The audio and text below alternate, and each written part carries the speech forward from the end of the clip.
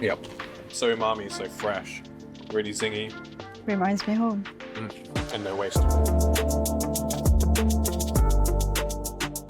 Kind of taking those ingredients that you have in your everyday fridge drawer and preserving them and changing them into something different and something interesting. We have some beautiful cucumbers, garlic, chives, onions, mixed chilies, a bit of Korean chili flakes. So we have a little treacle made from all of the kind of vegetable trimmings in-house. You can pretty much treacle anything, from onion skins to carrot tops. So you're essentially making a stock. Instead of treacle, you can use basically any fruit-based syrup or molasses. A little kind of apple reduction made from essentially any waste apples, a little bit of powder made with the excess dashi seaweed. Instead of using fish sauce, we're going to be using a crab garum made with whole velvet crabs, so nothing going to waste. If you don't have this though, fish sauce is completely fine.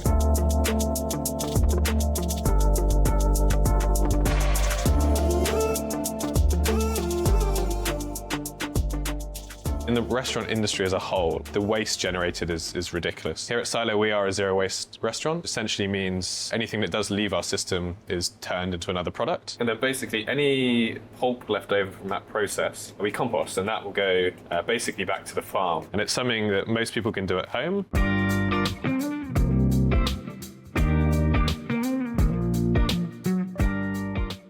In Korea, we make different type of kimchi depending on the seasonal vegetables. And since we always make big batch of kimchi, it's quite a communal cooking for us. And it's also quite sustainable. So now we are gonna pour the hot brine water to the cucumbers.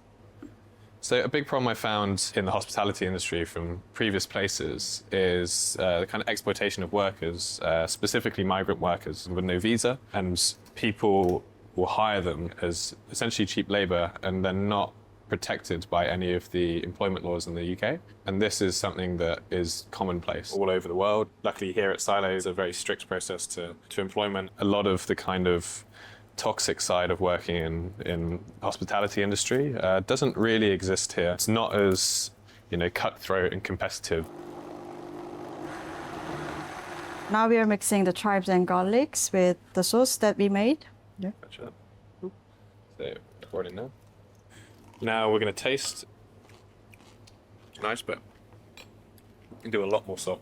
Don't be afraid of salt here. What the salt does is allow essentially the lactic acid bacteria, or the bacteria trying to generate on this, to thrive. So because of the high salt content of something like this, you want to pair it up with something that's going to equalize that salt out. So for example, whole noodles, rice, clear broths. The best dish is to pair with the cucumber kimchi is a cold noodle. And by adding some juice of the kimchi, it's a very typical summer dish. So now we mixed all the ingredients together, and at this point, the kimchi is ready.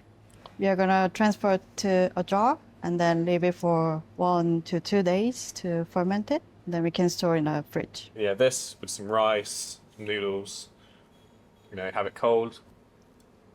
Yeah, that's delicious. Let me go in again. Is that good? Is that good?